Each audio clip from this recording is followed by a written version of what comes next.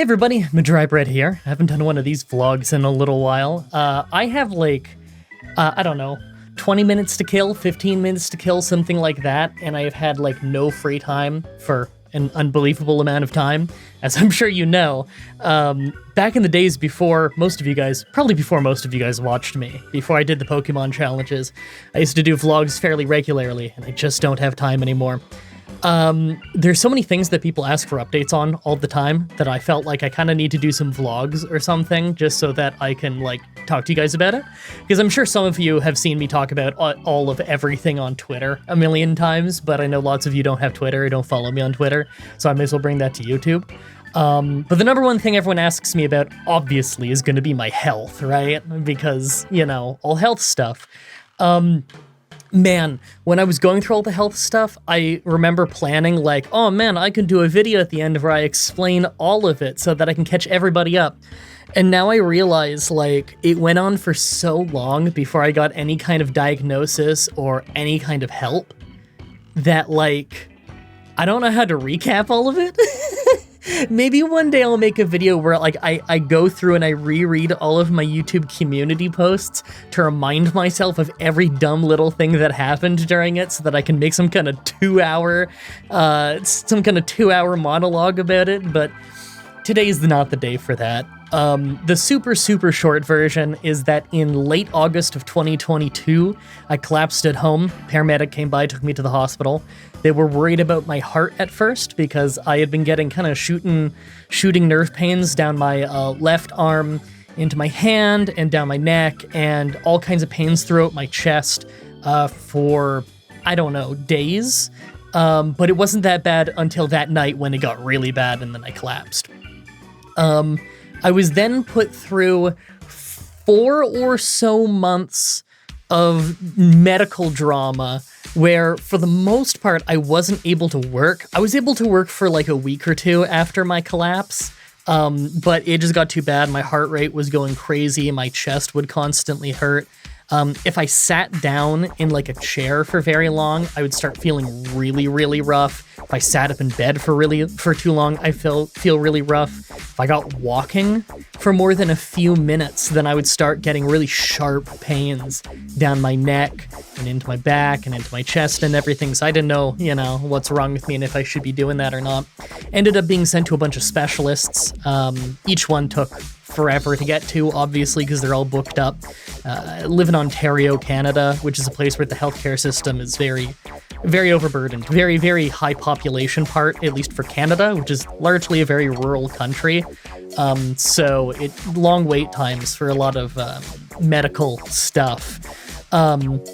In the end, though, I get sent to they thought it was my heart or my thyroid. So they sent me to a thyroid specialist. I forget the name for that, endocrinologist, something like that, and a cardiologist, which is the heart specialist.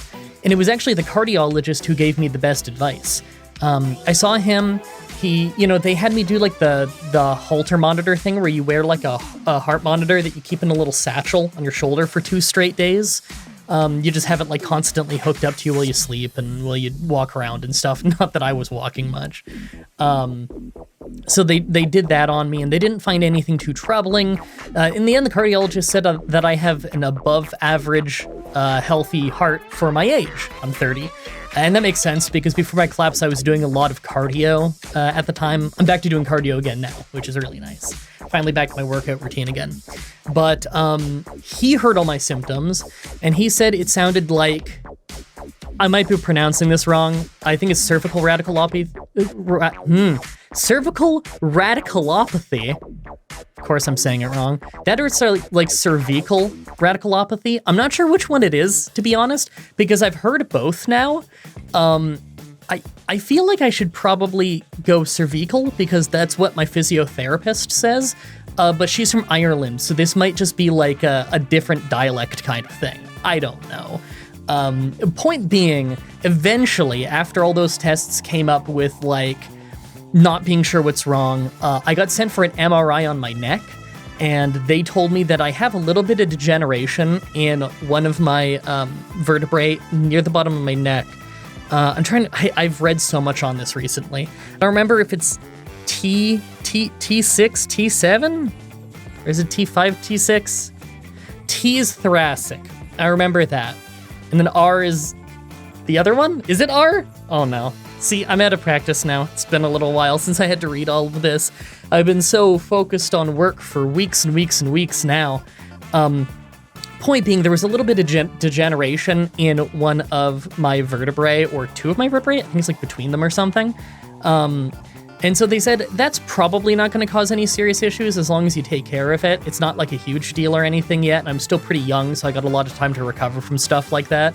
But they did refer me to a physiotherapist, at my request, actually. They said, do you want one? And I was like, yes. Because I was asking, like, do you think a physiotherapist would help? And they're like, I can absolutely refer you one. So they referred me one. I got seen in, I think, the same week. And pretty much immediately, as soon as the physiotherapist saw me, she was able to identify that my right shoulder was sitting higher than my left shoulder, like just when I slouch him and like just let him, fall naturally. In good posture, obviously. When I say slouch, I mean slump my shoulder, not slouching forward. And she knows that once it's higher than the other. So she worked on it a little bit, and she's like, oh yeah, like all those chest pains you're getting, all these different things, these are nerves, they're getting clamped in your shoulder here. I've known for a long time my flexibility, my right side of my neck is not as good as my left, and I've actually worked on it for a few years, but I never made awesome progress with it like I did a lot of other parts of my body. I've worked very hard on flexibility, my hamstrings are great now. I can do the thing where you flat foot, bend over forward without bending your back, just hinging at the hips, and I can put my palms flat on the ground. So I've gotten very flexible at a lot of things, but that's because I have hypermobility. I have Ehlers-Danlos syndrome, so I'm a little bit of a contortionist. You wanna? I'll show you the finger thing. Everybody wants to see the finger thing. It's my hand. Look away if you're squeamish, but like all of my joints in my body do stuff like this. Yeah, like this is the natural for me. Is doing stuff like this. This is hypermobility. I can just do whatever with all my my elbows. Like, look at that. That's a 45-degree angle. That's Ehlers-Danlos syndrome. That's hypermobility. So I had to learn early to, do something to support my joints and to work on posture and work on working out and lifting weights and doing cardio and whatever, because I got to take care of my body because it's more prone to degenerating than other people's. So the most useful thing she taught me, because some of the stretches I had already been doing, she taught me some stretches that are specifically good for people with hypermobility like me, as well as teaching me ones that I probably shouldn't do anymore because they're not great for my body. There was one that I showed you guys on a YouTube video where like I would turn my head and like tilt it back or whatever while I have one hand up on the wall and the other one would go purple. And my heart rate would go crazy when that happens. And I showed that to her and she basically explained, oh yeah, that's happening because my right shoulder is like sitting too high because tight muscles and stuff in there. And you have a bunch of veins and arteries that go through your collarbone here. And those can get clamped and compressed. And when they do, your heart's gonna beat faster trying to get blood to everywhere that it needs to get to. So that's what was going on there, is all these tightnesses building up in my neck and shoulder over years and years was causing damage and causing crazy heart rate spikes and stuff like that. And most of the pains I was getting all through my chest that they were so worried was my heart. Those are like nerve pains firing all down through your body because, all your nerves come through your neck. So ever since I've been working very specifically on that, things have been getting a lot better. Recovery's not always easy. Physio's not always easy. It's a lot of work. But it's stuff that I'm fairly used to and more or less stuff that I've been doing for a couple years anyway. I just have a more specific regimen for it now. Recovery's up and down because sometimes you get really sore when you're doing this stuff, right? And you can't really not do it. But there's recovery things you have to do. Lay down with like a heat pad for, I think she said 15 minutes it was, to help loosen the muscle. You just want to like lay down and have it completely relaxed. We also get this kind of like an icy hot cream stuff. It's not a brand I had ever seen before, so I don't know. I don't even remember the name of it right now. But it's got like a picture of a white tiger on the front, I think. that's super generic. For all I know, this is some local Ontario thing and nobody cares. But they sell it at the physio clinic, and we got ourselves some, and damn, it's really good. It's really, really good at making the pain dissipate. And man, that helps me get back to work so much easier. The last week, I've actually been really good in terms of how my shoulder and neck feel. But for like 2 weeks before that, man, it was really rough. So it still comes and goes. I'm sure I'm going to have more bad periods for it. But overall, I'm doing pretty good. My physiotherapist said that she can tell that I've spent a lot of time working on my posture, which is good. If a physiotherapist is telling me that, then it probably means I've done an okay job. But I have been working on my posture for a few years. She thinks that a lot of this damage with my shoulder and neck was probably done when I was younger, but that, nothing was ever done to fix it, and so it slowly got worse and worse and worse. And although I was working on flexibility stuff, including my neck, it wasn't really all the specific little things I needed for the little stuff deep in the shoulder here. A lot of that really needed manual therapy, which is something you need a physiotherapist for. It's manual therapy because they're the ones working on you and you can't really reach those spots and whatever.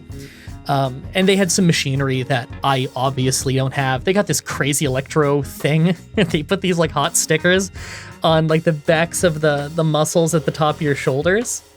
And then they put I think it's like a heated strap thing around your neck to keep it all still and warm, I guess. And then it starts like vibrating with electric shocks through your muscles. I don't exactly understand the science of how it works. As far as I can tell, it's tightening up all the muscles there, and then after it stops doing its thing, they all relax. And man, that machine, they put me on an intensity, I think it's out of 100, they put me on 7 or 12 or something really low like that. And they're always like, do you want me to turn it up? No. Every time it's even on 10. By the end of it, I'm in awful pain because it's tensing up my muscles too much. And I'm always like, it's not supposed to tense up my muscles, right? And they're like, yeah, it's not supposed to do that. So I think I'm just really, really sensitive to it. I don't know, maybe my neck was a little bit worse than I thought. Honestly, things have been going pretty well for that though. I guess that's the health update. Do I still have time? I got a little bit of time. What else do you guys even want to know about right now? I guess show updates? A lot of you guys really liked my April Fool's video. I'm so proud of that one. It's where, I don't know how many of you guys saw it. A decent amount of you guys saw it, and a lot of you guys actually said that you'd like to see more of it, so maybe I'll make it some kind of sideshow that uploads alongside other things every once in a while. But I played Action Arcade Wrestling, which is an independent wrestling game you can pick up on, Steam, PlayStation, maybe Xbox, and Switch. It's got very robust create a wrestler tools, and so people have made really authentic looking Pokemon in it. And so I basically set up a card of AI versus AI matches. I let them play out and record it, and then I commentated and edited it into a very basic wrestling show. I've done something like this in the past, not with Pokemon, but just with creator wrestlers of me, my friends, some fans, stuff like that, way back when I was a much smaller YouTuber. So I already, I've got experience with doing commentary over wrestling video games. And I've obviously massive wrestling fan for an incredibly long time. I have watched more matches than days have passed since I started watching wrestling. That's not a lie. That's not an exaggeration at all. In fact, it's probably more than 2 times more matches than days have passed since I started watching wrestling, because I watch so many matches a week. So right now I'm watching 4 or 5 wrestling shows a week, which is crazy. I'm catching up on my NWA right now. Anyway, enough rambling about that. So I've already got experience with doing stuff like that, and obviously I've done over 5,000 Let's Play videos, so live commentary is something I'm pretty comfortable with anyway. So I'd love to do more of that. A lot of people wanted to see more. It's not gonna replace challenges or anything. If I do more of that, it'll be once in a while, once every few months or something, I'll upload one just as a bonus thing through the week for fun. I have to have time to do it though, which is hard to find time to do anything nowadays because I'm always so busy. I haven't even had breakfast yet. So I gotta cook myself something after that. Oh, there's always so much to do. I'm working on a challenge right now. I'm always working on a challenge. I guess that doesn't really That's not really interesting to you, is it? It'd be more interesting if I wasn't working on a challenge right now. No, of course I'm working on a challenge right now. I just got finished editing one, and I'm starting to record the other one probably right after breakfast. I'm starting to record another Oblivion one. Because man, that Oblivion Will Completely Invisible run was so fun. I know less people watched it than usual, at least at the time that I'm recording this, probably because I did something different with the title and the thumbnail and stuff, so people might not have even recognized that it was mine. That's okay. Maybe it'll get picked up in the algorithm and some people will watch it and enjoy it on a homepage, but if they don't, it's not the end of the world. At the end of the day, it was a really fun video to make, and the comments are like super positive on it. It was just a glitch fest. Even if you've never played Elder Scrolls Oblivion before, the video is hilarious, so... I want to make another Oblivion video, so I'm gonna try beat Oblivion with no magic or magic equipment, just a normal dude. I think it's gonna go horribly. I don't even know if I'm gonna win, because no heal spell's rough, and no magic equipment, that's pretty rough too. I'll probably find a way though. I'm sure much more experienced players than me are like, wow, that's really easy, but for me, I'm not great, so I'm just gonna have a fun time with it. Is there anything else to talk about? I feel so bad. I feel like I keep looking forward instead of at the camera because I'm so not used to looking at the camera again. It's been like half a year, pretty much. It's weird, right? Is my camera even still on? Let me check. Yeah, cool. Camera's still on. Had to double check because I used to have a problem where sometimes it would just kind of go off on me. I don't know what that was all about. It was really weird when that would happen, but... doesn't seem to happen anymore after I got one of these updates. I don't know. Oh, yeah, I don't really know what else you guys would want to talk about. Oh, my hair is back. So, for some reason, anytime I'm on camera for anything, whether it just be like a picture online or what, people always have to ask about my hair, you know? Like when I first shaved the head, and I put a picture of me and Sabu on Instagram, everyone's asking about, you know, oh, new look. That's cool. And then like I put up another picture, I think it was like on Twitter a while after that, a few months after that, where it's just another picture with me and the cats, and my hair had grown out a little bit to like, I don't know, a couple centimeters or something, and everyone's like, whoa, what happened to your hair? And the funny answer is, it turns out that when you don't drag razor blades across the top of your head every other day, your hair comes back. But the real answer is that I was enjoying the shaved head look and everything. I thought it worked. It's high maintenance having to shave your whole head every 2 days, and you mangle your head a few times getting used to it, but I got pretty good at it, and it became pretty comfortable, and I didn't mind it too much, even though it took a little while and it's way higher maintenance than having hair. Everyone who ever told you it'd be low maintenance to not have hair is a liar. I used to have hair all the way down to my waist. I would argue that having hair down to my waist is only slightly more of a pain in the ass than having a bald head, like a wet shaved bald head. Because it's so much effort to constantly shave it every day and not maim yourself, and all the product you have to use. I'd use more product being bald than I did with hair. Because you still have to shampoo your head, just obviously with less. You still have to shampoo your head because there's hair follicles and they need to be softened so that you can shave them. And you need the shampoo because it still cleans the skin on the top of your head. You don't want a crazy oily head, but then you come out of the shower and you got to use like your shaving balm to shave your whole top of your head, and that's a lot of surface area. And then you wash all that off, and then you got to use an aftershave because nobody wants your raw skin on the top of your head to like get all pimply and weird and stuff because you just shaved a whole layer of dead skin off the thing, and then you're gonna touch it with your gross hands. So, being bald is high maintenance. Anyway, what happened was, when I was at like the worst of my health issues, I couldn't always stand for very long. I guess I talked about that earlier. But when I couldn't really stand for very long, it was very hard to consistently keep my head shaved. So, I don't know, 2 months maybe into being bedridden, I stopped shaving my head because I just came out of the shower one day and I just couldn't. I couldn't stand long enough to shave my head.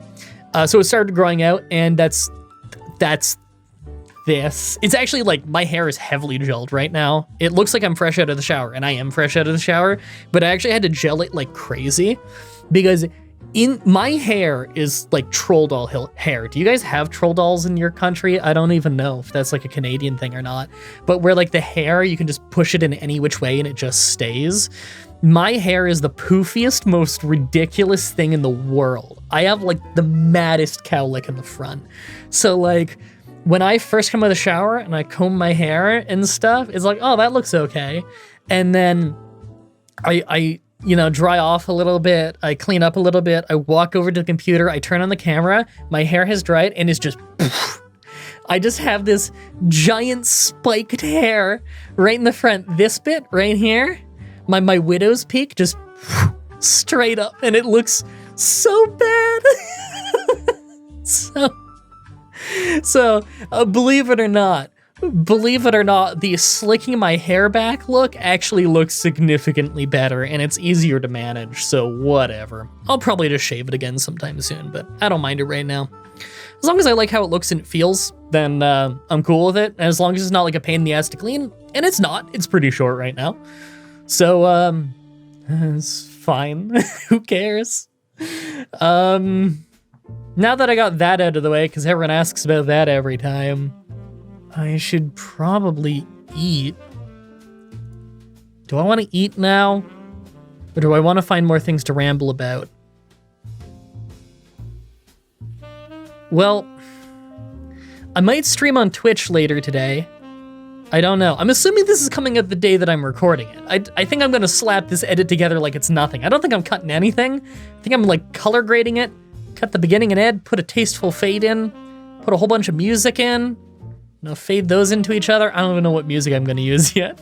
I'm just going to go into my royalty-free folder and find something. Maybe I'll put some like video game music in there. I don't know.